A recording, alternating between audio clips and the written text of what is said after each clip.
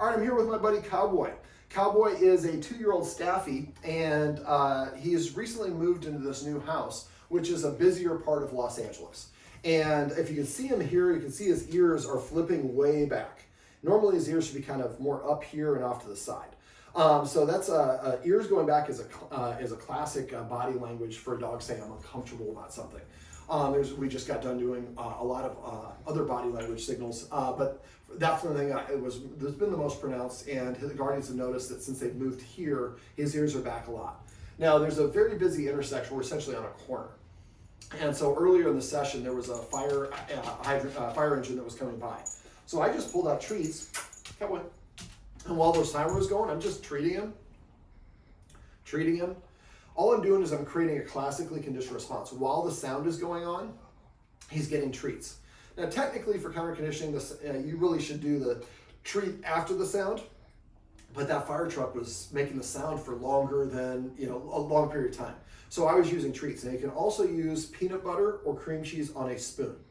I actually like doing that better in some of these scenarios because it lasts longer and you can eventually freeze it, and you get the benefit of oxytocin and serotonin released when dogs lick or chew for longer periods of time.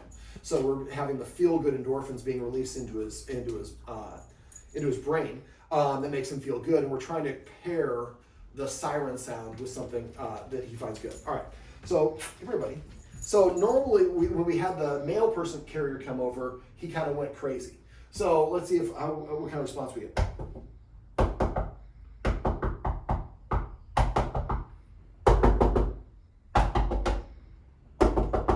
But you see those ears are far back. Now he's not being aroused, because this is not a huge trigger. I was hoping it would be one as a good illustration for you, but you can do it for anything. So we UPS trucks, the delivery people, trash, uncomfortable with trash day or something like that. So what we want to do is for counter conditioning, let's say that when I got to this knock, he barked. So what I would do is I would break it down when there's not somebody on the other side of the door. So I'm triggering it, so I go.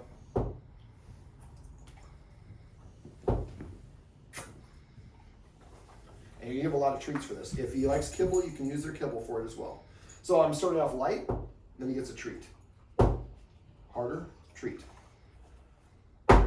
Treat. And then I go so hard that I'm gonna break the window.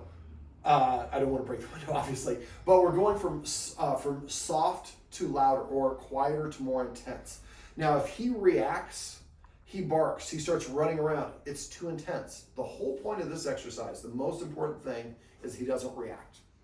So we want to eventually desensitize him where he hears a knock at the door. It means I'm going to get a treat. Now, most people knock, they don't just go, they go knock, knock, knock. So I would start off with, for this example, and we can do it for other things as well, a light knock, treat, a little bit harder knock, treat, and you work your way up into that full knock. But again, you're watching his body signals and cutoff, body language and cutoff signals. If he's just giving indications, he's licking his lips, he's stressed, we might not be able to make the whole gamut at once. That's okay. This is a process. So now if it's knocking, now I want to make it more realistic, because now we go, then he gets a treat. So before I was only doing one knock, now I'm doing a little bit louder. And I work my way up till I'm as loud as and intense as I can with 2 knocks. And then if most people do 3 or whatever it is, you do the same thing. You have a door, you have an electronic doorbell, right? Mm-hmm. So that sound also is an indicator that somebody's going to come in. Sometimes that makes dogs excited. Sometimes that makes them territorial or nervous or anxious. So if practicing here in this knock, I can't get low enough where he doesn't react, I can use my phone and record a knock and play it on my phone, maybe in the kitchen or the back bedroom away from the door. So we're making it easier. When it comes to dogs, we decide for some reason to make it as hard as possible while we're teaching them, which we would never accept for ourselves. We don't learn to drive on a freeway. We learn to drive in a parking lot with no other cars. So we learn what we're doing before we start adding the real life situations that makes it more difficult. Same thing for here. So I'm practicing here at the door. He knows where the door is. He knows where people come in. So we have a recording of the doorbell, and we play it maybe level 2 volume back in the bedroom. It's not near the door. The fidelity is different, and the volume intensity is lower. So when I'm doing this exercise, I lower the intensity by decreasing the volume, increasing the distance, or slowing down the speed if it's a motion cue or trigger. So eventually you want to get up to the point where you're doing the full blast thing and he doesn't care. So what I'd have you guys do is make a list of all the sounds that cause his ears to go back or pace or any of the things that make him upset. And systematically just working them one or two at a time. I wouldn't do them back to back. That's a good indication he's comfortable. I wouldn't do them back to back, but I might maybe do the knocking thing, and then an hour later I'm doing the crash thing. And I'm working on those two until I can get the full capacity of both of those and he's completely relaxed. Then I move on to the mail carrier walking up the sidewalk or lifting up the mail slot or whatever it is. That mail slot is something that does get him aroused on the outside. I can't trigger it outside while doing this video, but maybe one of you guys is outside, you lift the lid and give him a treat. Lift the lid, and if he barks, then we record lifting the lid, and again, do it back in your bedroom to the point where you're playing out of a portable speaker, excuse me, and it sounds full blast. Then you come in here and you do it just a little bit of a touch. You just lift it up a tiny bit and let it drop, and then give him a treat. And hopefully the work we did back there sets him up and he's completely relaxed.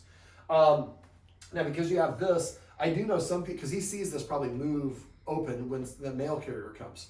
So I've had some mail carriers will do it, some others where I leave a little thing of treats out, and the mail carrier, and this is something you guys would do first, is open up your slot and drop a treat in it. Have it up.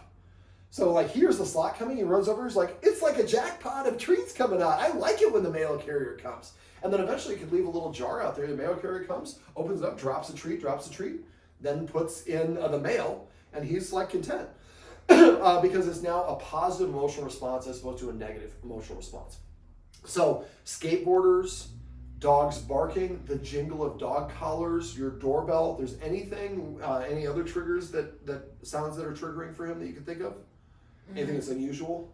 You can kind of go through it here if there's... Like garbage trucks for sure. Okay. Really. Now the garbage truck, because that one is a longer one, we can do two different things. We can go outside, point your phone at the garbage truck, and walk by, so figure out like, maybe one of you is outside watching on trash day, and one of you is inside with him.